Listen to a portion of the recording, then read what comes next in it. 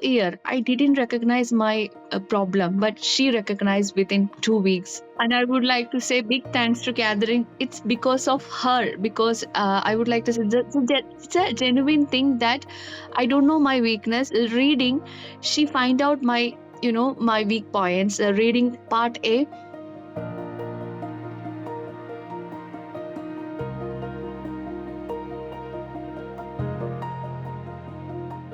In terms of the best way to prepare, I think you need a strategic approach that you're going to follow.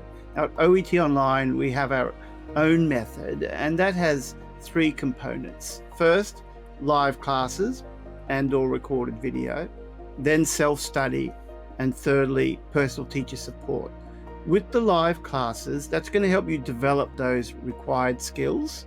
With self-study, you're able to then apply what you learned in the live classes to that practice content.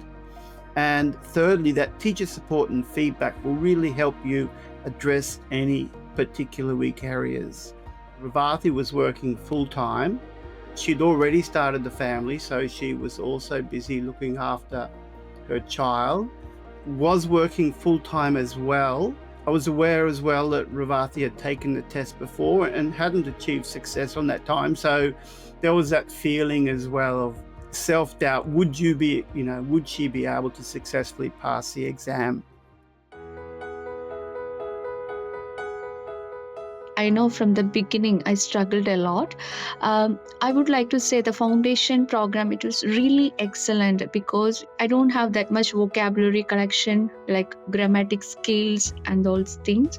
So it's a systematic way of study. Like, for us, we think it's really important that students keep up with this workload. That's why we release content on a weekly basis, because you can get a sense of achievement as you complete each week's activities. So it's that gradual, steady weekly study that's very important.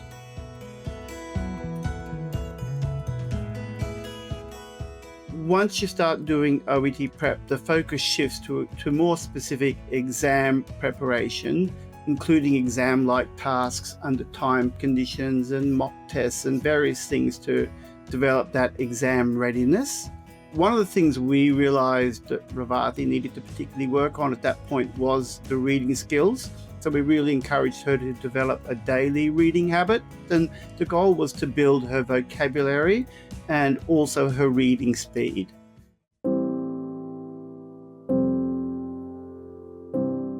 First of all, I don't have that much time to prepare for my first test because I'm working, I'm balancing everything. I know what the result must be. I'm a little bit disappointed. Yeah, I think it's very common to see results like this where some skills are passed and others that the required score isn't quite achieved. So it's not unusual at all, and it can be due to many reasons, whether it be a lapse in concentration in a particular part of the exam or even test day nerves. But from our end, as teachers, look, there's never any judgment, we just want to support our students to success. So once we get those results, we'll always congratulate students on the scores they did achieve. When it comes to where they weren't successful, it's time for self-reflection, looking at why they may have fallen short in a particular sub-skill. And from there, we make a plan together on what we need to work on.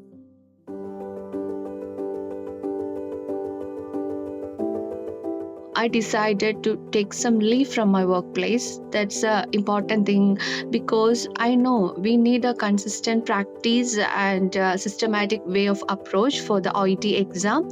So if we are not spending some time, it's not possible. So I decided I took 2 weeks leave from my workplace and I studied.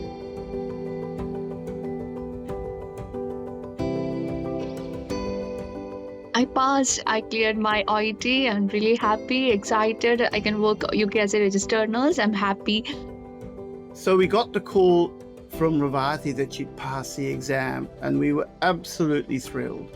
We knew she had the ability to pass if she was committed, and this time, because she took those 2 weeks off, she really applied herself, and her reading score in particular jumped from 300 to 360.